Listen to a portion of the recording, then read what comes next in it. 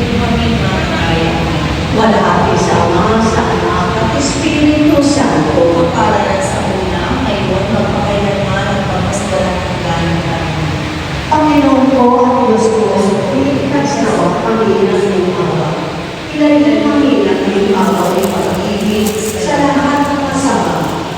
Amen. Sa ngalan ng Ama, ng Anak, at ng Espiritu Santo. Amen.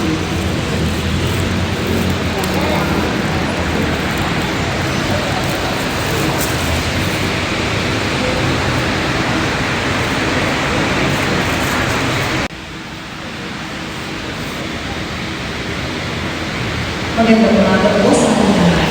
Sasama-sama natin pagdidiwang ng Eucharistia. Isama rin natin sa ating mga panalangin, sumusunod na